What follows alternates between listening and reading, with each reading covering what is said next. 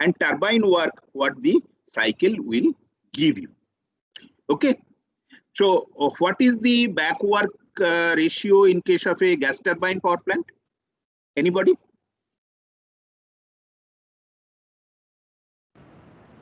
Hello. Work done by compressor divided by work done by turbine. Work done by turbine. Why I have brought this issue? We will find that when we are using a vapor as the working fluid, the back work ratio is very small. Sometimes it is even less than 1%. If it is a high pressure steam power plant, then it could be, restricted within 10%. Whereas in case of gas turbine, this could be as high as 50%. That means whatever power you are generating by turbine, almost 50% of it is, consumed by your compressor itself. So that means if somebody asks you, this is of course not that simple, that okay, you have got a gas turbine power plant, which design is very crucial? Turbine design is crucial or compressor design is crucial? Compressor design is really very, very important. And compressors are of course of large size. In case of steam turbine or steam power plant, fortunately, the pump design, okay, it is standard pump design, and big pumps have got very large efficiency. The efficiency could be 90%, more than 90%. And the pumps, of course, consume very less power. So that's why we will see in many problems, we can neglect even the pump work. But in gas turbine problem, when we are analyzing, we can never neglect the compressor work. All right. So this is a small insight I like to give you. The mass flow rate of steam in kg per hour, the rate of heat transfer into working fluid as it passes through the boiler in megawatt, the rate of heat transfer from the condensing steam as it passes through the condenser. The mass flow rate of the condenser cooling water in kg per hour, if the cooling water enters the condenser at 15 degrees Celsius and exits at 35 degrees Celsius. So that means you see the cooling water is available to you at 15 degrees Celsius.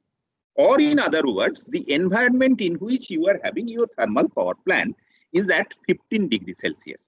So obviously you should try to have the lower temperature or lowest temperature of the cycle close to 15 degrees Celsius. If the steam temperature becomes close to 15 degrees Celsius, it will be dictated by some pressure. That pressure is 0.008 megapascal, and that is much below the atmospheric pressure. So now probably by number, I can tell you that why our condenser is at a pressure much below the atmospheric pressure. So this is not an advantage, this is a disadvantage, but we have to operate it to get maximum out of our site. So I am going to the solution of this problem. This solution, let us look into it a bit closely. So this is a block diagram of the cycle. So what we can see, boiler, you see, just so cursor, you can see that actually in boiler, basically this part, let us say this part is reducing the subcooling of the water, and it is entering at the in the boiler almost at the saturated condition. And then there is recirculation. I will teach you boiler and then I will explain. So that's why this kind of these are representative of tubes. Through one set of tube, the liquid vapor mixture is going up, and through another set of tube, it is coming down. So by that process, we get saturated vapor. And then this small portion, you can take it as if this is a superheater. Then superheated steam will come up. Of course, in this particular problem, we have not considered superheating. That's a different thing. But otherwise, there will be superheating inside the boiler also. It will go to the turbine, come to the condenser, then it will go to the come out of the condenser in saturated liquid condition. Then only a small pump can handle it. And then only the pump work will be very less. We will see how less it is. And then it will go to the boiler again. Achha, well, I mean, going into much detail. Is it boring or, I mean, it may be boring because you have learned it in thermodynamics. If you feel so, then I can go a little bit quickly. That is good for me also. I have lost many classes. Or should I explain it like this at the beginning? So this way is fine. This way is fine. Okay, good. Regarding time, we do not worry. Whatever we learn better. So now, okay, let me go back. So what happens? What are told? This pressure has been told, and fluid is entering at saturated condition, and there is no superheating. So from the pressure itself, we can know all the state, means all the properties. State is known, one is the state. So all the properties of the fluid at this point. So we know the enthalpy, that is important to know here, and we also know the entropy, that is important to know here. Then as it is some sort of ideal or reversible process, in the turbine we will have adiabatic expansion. That's what I have told. The work done process should be adiabatic as far as practical. So, so if it is adiabatic, reversible adiabatic, then S1 is equal to S2. And for S2, we also know the pressure, but we do not know what is the quality. So by entropy balance, we can, our equation of, sorry, equating entropy, we can find out what is the X2. That is what first we have found out. And X2, if we know, then this is a known formula, and this slide is also with you. From there, we can find out what is H2. Okay. So H1 is known, H2 is known. Then basically, we know what is the work done. H4, just a minute. Did I miss something? State 3 is saturated liquid. So H3 we can get directly from steam table. State 4 is fixed by the boiler pressure. So state 4 is known. H4 is also known. So what is H4? Let me go back and try to explain H4. H4 basically, here we know it is saturated liquid. So we know the enthalpy. Basically, it is HF, what we get from steam table. But how to get H4? Now, this process, this vertical process is the compression process, adiabatic reversible compression process in a pump. And if it is adiabatic reversible compression process, then approximately, but very accurately, we can get this work done. How? P, that is the specific volume of saturated liquid, into delta P. So that's it. That is what we have done. Please see. So H3, H4 is equal to H3, just a minute. H3 plus V3 into P4 minus P3. So this is your pump work. The last term is your pump work. This is approximate but very accurate. Okay. So from here we can get it, and then we can find out what is H4. Basically, H4 and H3 are not different. What is H4? That is 181.94, and what is H3? That is 173.88. So almost they are same. Achha, here I have mentioned one thing 2-3 times, that the expression of work done is approximate but very accurate. Why it is approximate? Sir, because volume actually varies Yeah, actually it is integration VdP. Integration VdP, we take the V out of integration sign. So we assume that the volume remains constant. Actually, volume variation is very small, so that's why. So integration VdP we have taken out. V we have taken out, so that's why it is approximate. Good.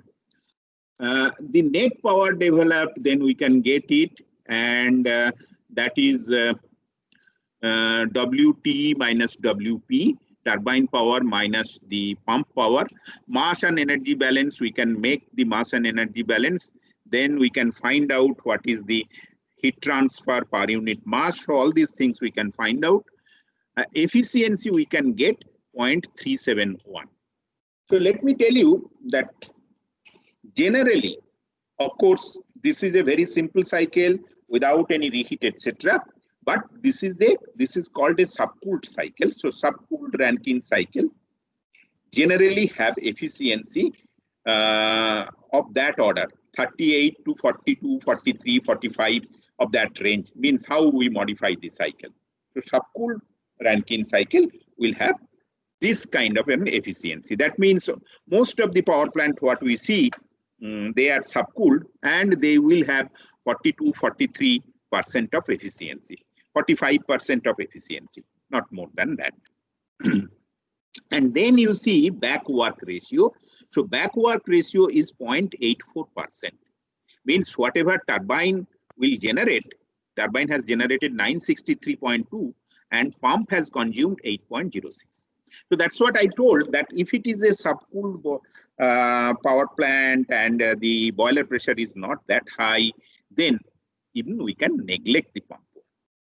All right. So then the other things have been calculated. I will not spend much time. These are so easy for you people. You can find out. But again, one or two different point I can draw your attention to. These two, D and E, are very interesting. How much heat we are giving? We are giving 269.77 megawatt. That is given in the boiler. All right. And how much heat we are extracting from the condenser? 169.75 megawatt. So how much it is? 50%, more than 50%, I believe. More than 50%. So more than 50% heat is rejected in the condenser. So in the boiler, whatever heat we are giving, more than 50% of heat is rejected in the condenser. All right. So this is one thing to be kept in mind. Now let me ask you that people talk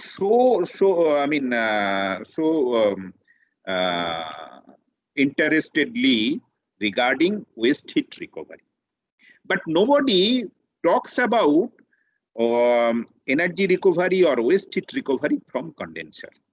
Though condenser is rejecting almost or more than 50% of heat. Why so? So because the condenser is rejecting heat at a very low temperature, and the efficiency, Carnot efficiency depends on the temperature between the source and the sink. So here, actually, this is what I like to tell you, that one can give a very good answer. Whatever you have told perfectly, all right. But one can give a very good answer or quantitative answer if we find out what is the exergy associated with Q dot in and what is the exergy associated with Q dot out. Though Q dot in and Q dot out are more or less comparable, we will find that their exergies are, largely different. The exergy associated with Q dot 8 is really, really small. So this is where again I have spent some time discussing second law. So this is where again second law helps us. So second law gives us the correct picture. Otherwise, we can have some illusion that Qn is this much, Q out is also this much. Okay, we can do something with the Q out, but we cannot, because if we put second law and exergy, we will find the exergy is very small compared to this Q out. All right. And also another thing, if time permits, I will do it, but let us proceed now. That you see how much efficiency of the cycle we have got. The thermal cycle efficiency we have got around 32-33%. I do not remember the actual figure, so that is what we have got. Again, we can have this illusion that no, our engineering design is something wrong. Probably we could have got much more efficiency, and we have not got because somewhere we have missed it. So again, if we calculate the second law efficiency of this cycle, obviously the figure we have got from first law analysis. So if we do the second law analysis, we will get another value of efficiency. Now, if that value of efficiency is close to 100% or much higher compared to your first law efficiency, then we can have some idea that, well, that it is the why we are getting the efficiency low, first law efficiency low, because it is the restriction provided by second law. So here it would be also interesting to conduct a second law analysis and to find out the cycle efficiency based on second law. Then we can understand that how much really we are getting. With second law, another thing can be done. Now what we can do, that for each and every component, like boiler, like turbine, like pump, condenser, so each and every component we can do the second law analysis and try to find out some sort of exergetic efficiency. What it will give us? Definitely exergetic efficiency of all the components will not be the same. So the component which will have less exergetic efficiency, we know that if we have to increase the cycle efficiency, first we have to attack that particular equipment or that particular process. If we improve that process, then our efficiency will increase. So this is how we can combine first law and second law to get a complete appraisal of the cycle.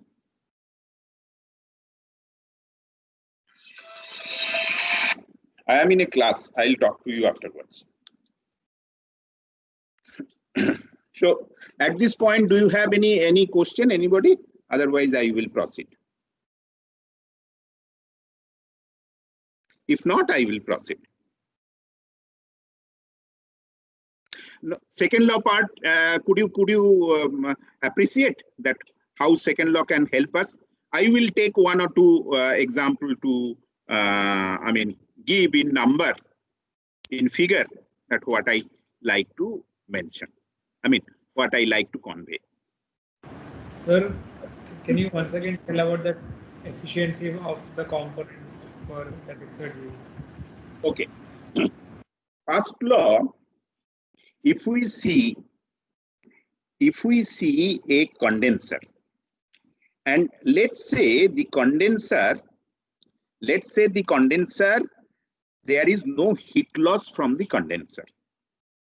So whatever heat is given by the steam in the condenser, the same amount of heat is picked up by the water which is passing through it as the coolant.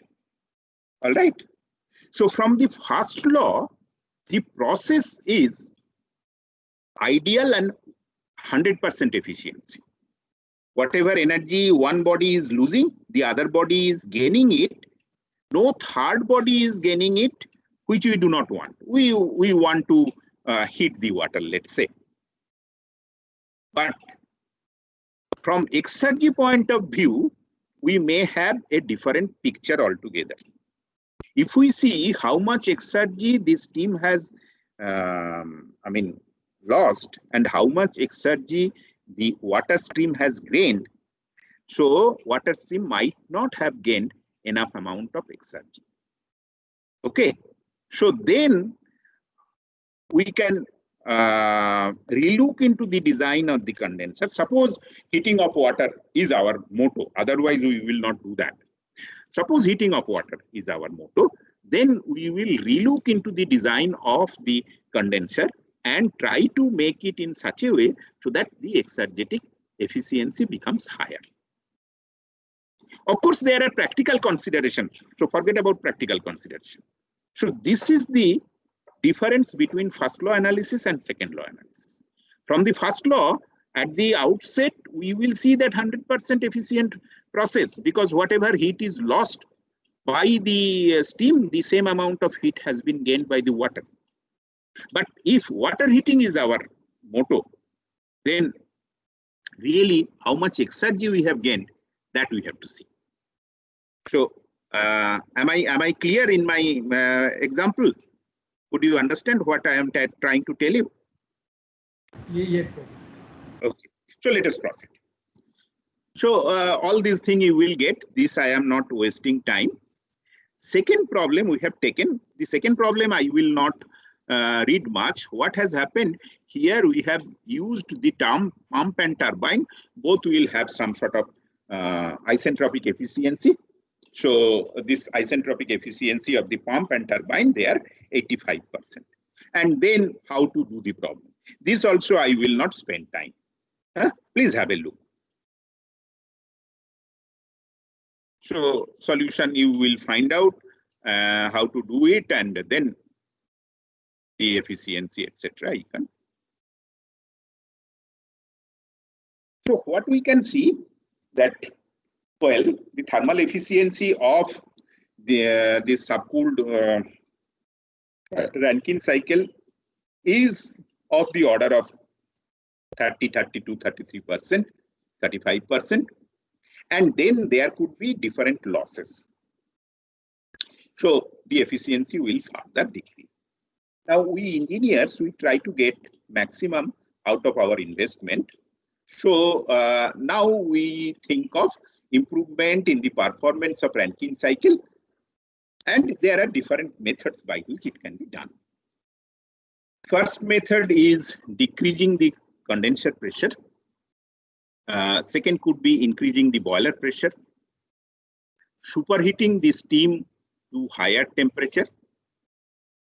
Though I have not written, one can tell that, okay, we can decrease the condenser temperature also. So that also one can think of. Superheating the steam to higher temperature, then reheat cycle, regenerative cycle, reheat regenerative cycle, and supercritical cycle. Let us, in brief, discuss all these issues, and then let us see that generally what is done in a practical steam plant. Decreasing the condenser pressure also means decreasing the condenser temperature, because I mean, saturation temperature and pressure, they are closely related.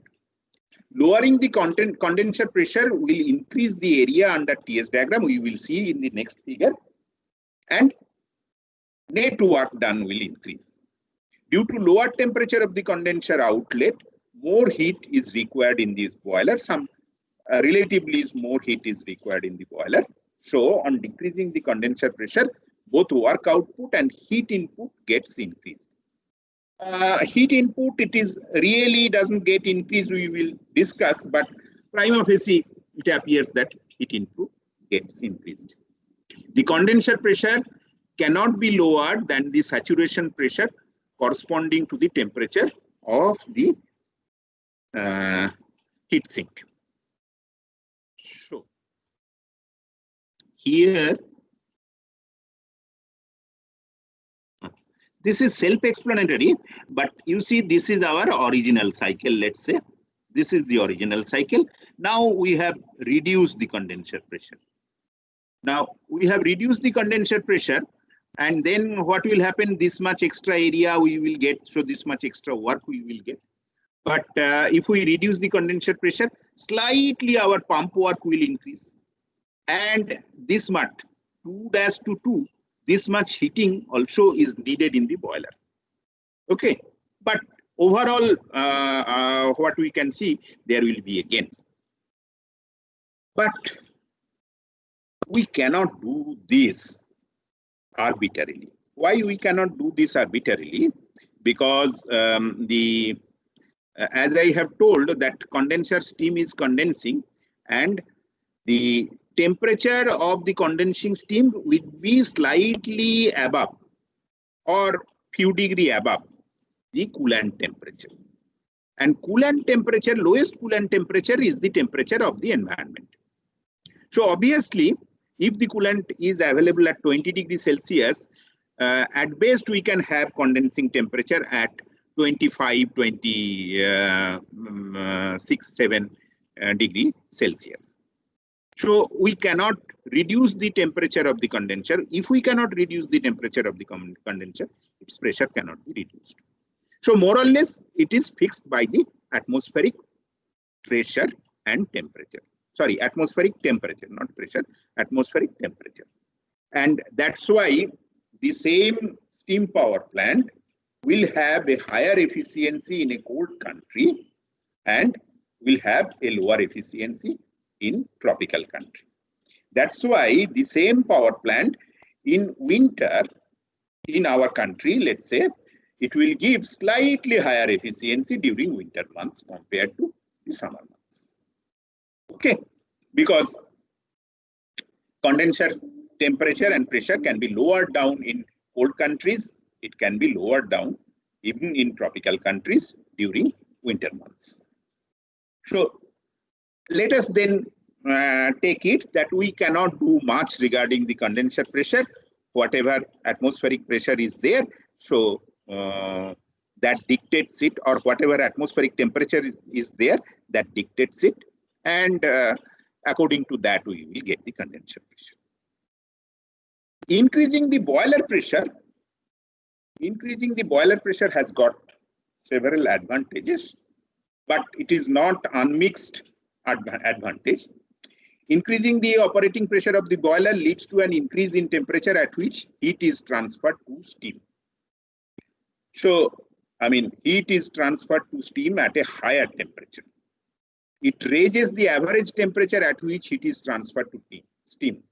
So that is good, means the more heat we add at higher temperature, that is much better for a cycle, because then it brings close to the Carnot cycle. That's why initially I have spent so much time comparing Carnot cycle and Rankine cycle.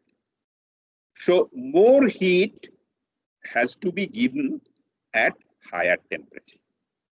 Or another thing is also told in thermodynamics, that average temperature of heat addition should be more. To get a better cycle, the average temperature of heat addition should be more. The average temperature of heat rejection should be low enough. Okay, so these are some of the axioms to get a good cycle. For a fixed turbine inlet temperature, cycle shifts to left and moisture content of steam at turbine exit increases. This is very important. We will explain it. So heat required in the boiler gets reduced. Though heat we are applying at high temperature in the boiler, but total amount of heat required in the boiler, that gets reduced. We will see this. Maximum steam at turbine inlet is fixed by material used. So this is one thing, that there is a temperature limit, high temperature limit, depending on what kind of technology we have adopted, what kind of materials we have used, and there is a limit up to which we cannot go. Steam temperature, maximum steam temperature should be below that material limit. Now let us look into the cycle. So obviously one of them is the conventional cycle. This 1, 2, 3, 4 is the conventional one or initial one, and 1, 2 dash, 3 dash, 4 dash is the high pressure one. And both the cases, the highest cycle temperature we have kept constant, thinking that this is my material limit. Okay. So what we have gained?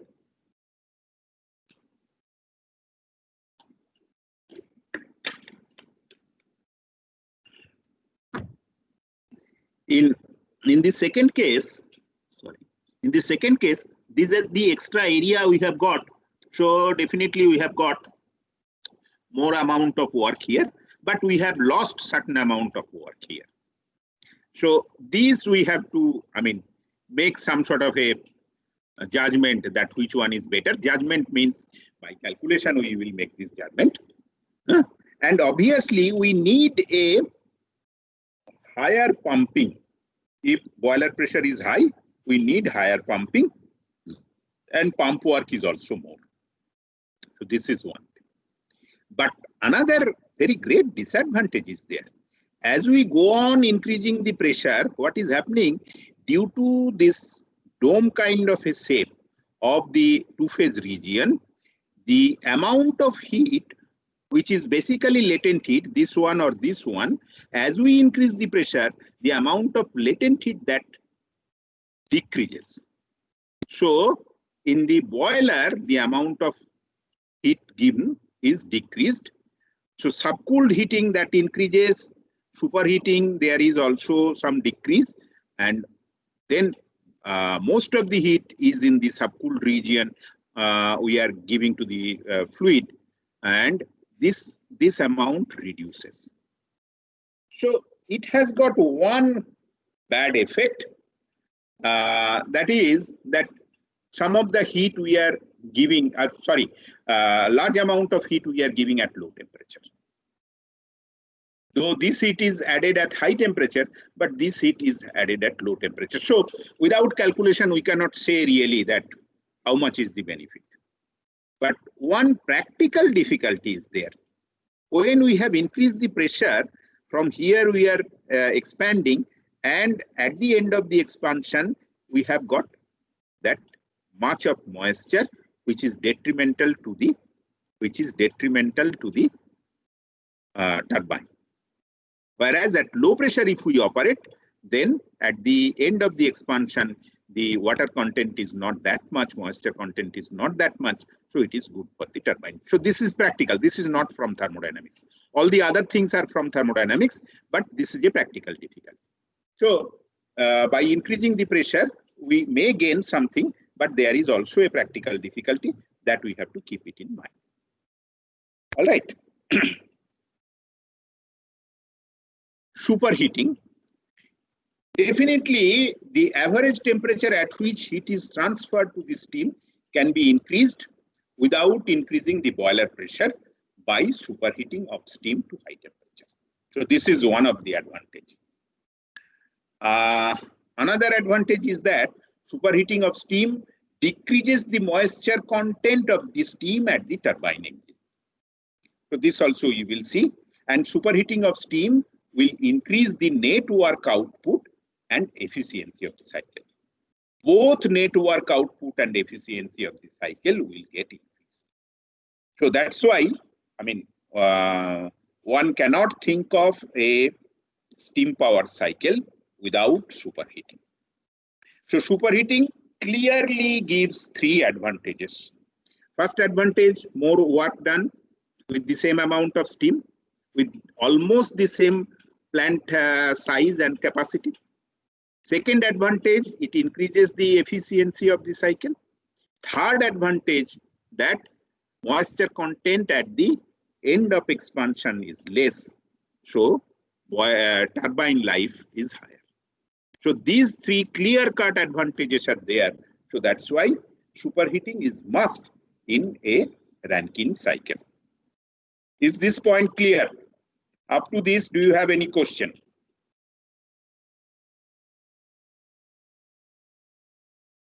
Hello? No, so then we will proceed. Then I am proceeding. So you can see this is with a small superheat, 1, 2, 3, 4 with a small superheat, and 1, 2, 3-4- with higher superheat. Whatever I have told, all these things are coming. Efficiency, of course, unless we do the calculation, it will not be clear. But efficiency becomes higher.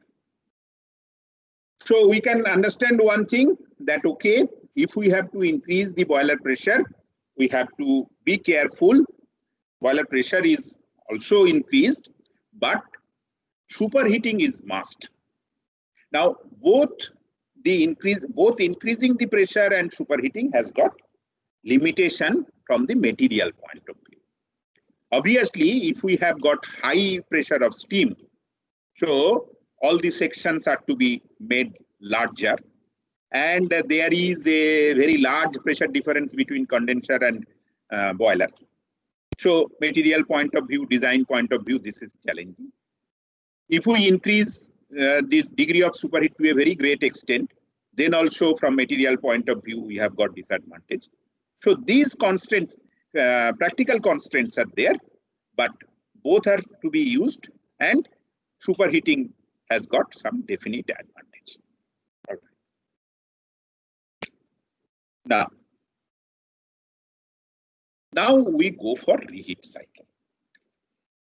So reheat cycle, what is done in a reheat cycle? Let us follow it, follow the block diagram. So this is a boiler feed pump. It is sending water to the boiler, and in the boiler water is getting heated, and then it is going to the turbine. It is expanding. After partial expansion, what we are doing, we are taking back the steam in the boiler again, reheating, increasing its enthalpy, increasing its energy content, and then again we are going for the second stage of expansion. So generally, according to this, sometimes turbines are named as high pressure stage of the turbine or high pressure turbine. There could be some intermediate pressure turbine, and there could be some low pressure turbine. And then after the expansion, it is coming to the condenser and getting condensed. Cycle diagram will be like this. This is the pump work. After that, steam is getting heated, and then it expands partially up to this.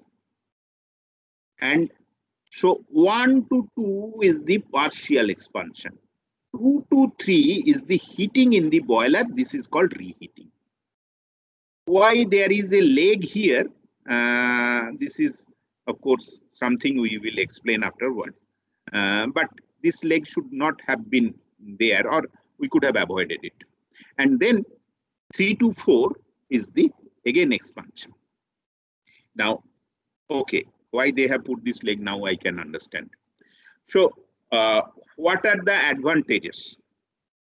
Okay, instead of me telling what are the advantages, can any one of you tell, please, that if we go for Sir, if you reheat, there will be no formation of droplets due to in the turbine. So at the later stage of expansion, moisture content will be within control. I mean, without reheating, the moisture content could have been 4 dashed, and now it will be at 4. So obviously, very less amount of moisture content. But reheating is not done for that. That is a bonus we get from reheating. Obviously, very welcome advantage, but this is what we get as a bonus. What are the other advantages of reheating? So the maximum temperature is decreased. No. Maybe my diagram is misleading you. So generally, it has been shown T1, T3 is slightly lower, but generally they are very close. What is the temperature limit? That is T1. T3 should not be higher than that. It may be slightly lower than that, or at best T1. So temperature is not low. But you see, I am getting this much of extra area. And 4, 4-2, 3. So this much of extra area I am getting. Of course, I have to burn some more coal. That is true. But I am getting the same. Some more area. That means I am getting more work. My plant size has remained almost same, except some extra piping here, except some extra piping between these two pumps, sorry, between these two turbines. So my plant size has remained almost same, but I am increasing the work output. Definite gain I am getting, that with same amount of water circulation, steam circulation, I am getting more. What about efficiency?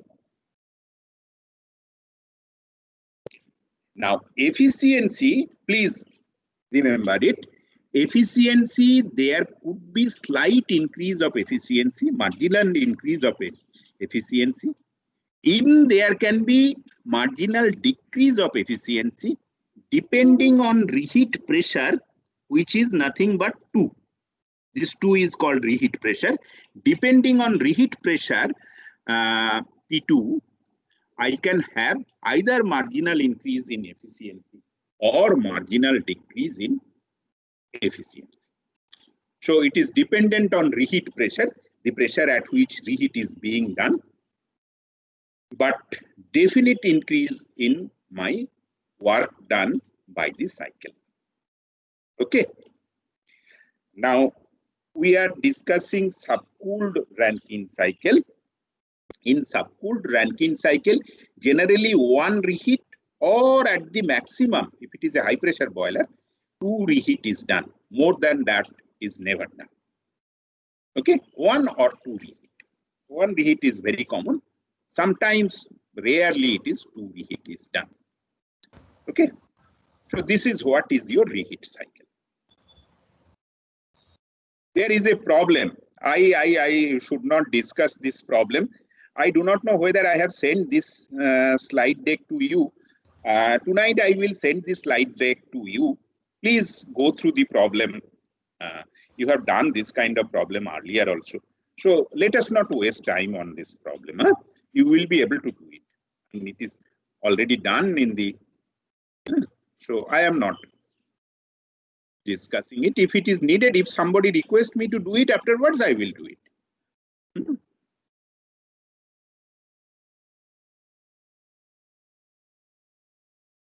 So now I am going to another modification, that is regenerative cycle. What does regeneration mean? Can anybody tell?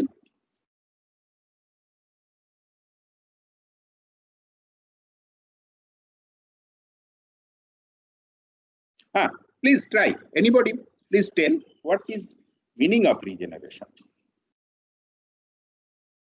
What is the meaning of regeneration? Regeneration generally means that with the help of the same cycle, without spending any kind of extra fuel, if we can generate some amount of thermal energy, that is called regeneration. Or if we can create some amount of heating, that is called regeneration. In gas turbine cycle, what is there? The exhaust which is coming out, that is coming out with a very high temperature, that we use for heating the air, and that we call regenerative heating. Okay. In case of steam turbine, it is slightly different. In case of steam turbine, what happens? That steam is expanding.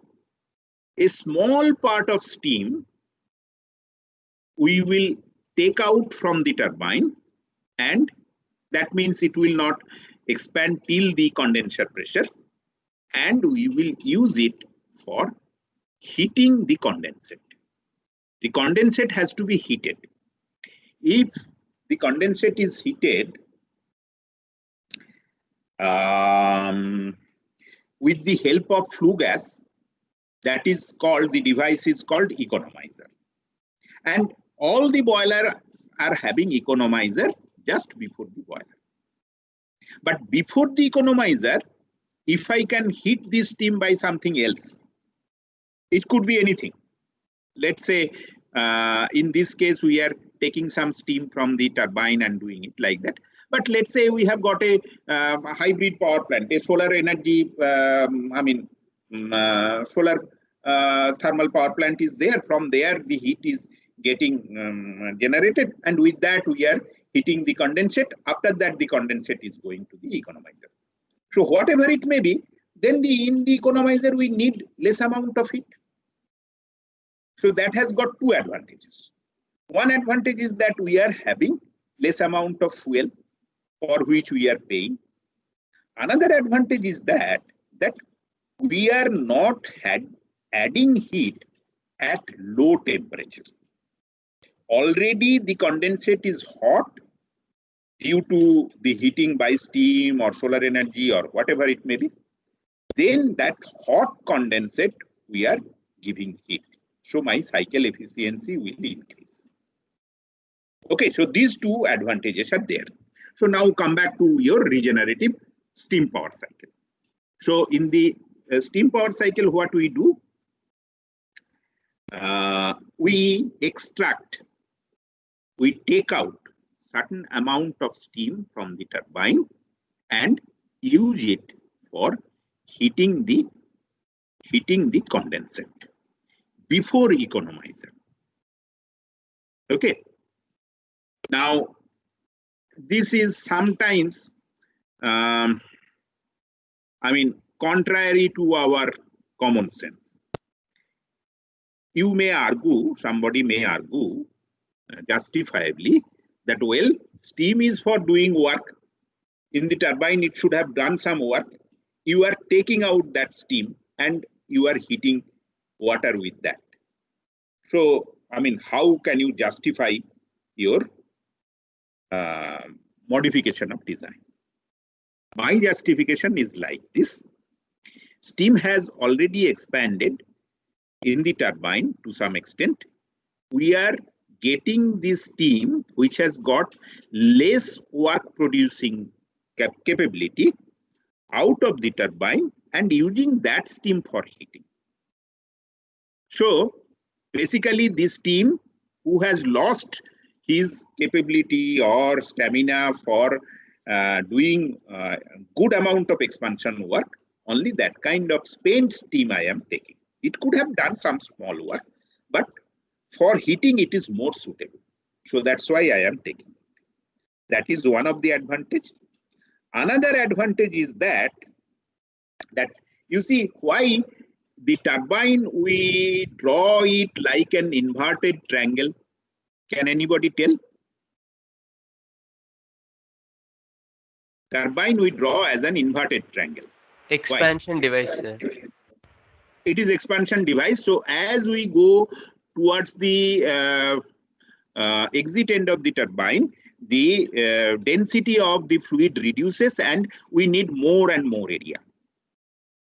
So we need more and more area and turbine becomes very large.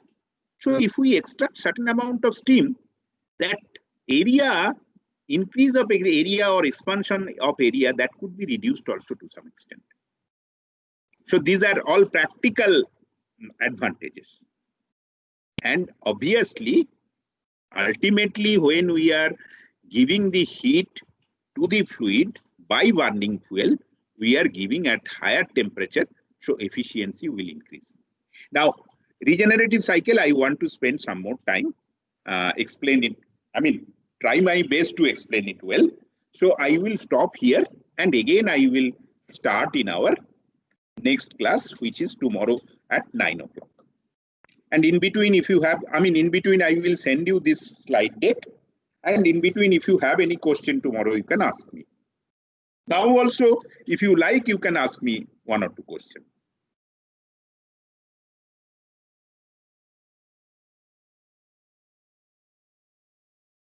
Anything? If not, then we let us leave the meeting. Should we? Okay then.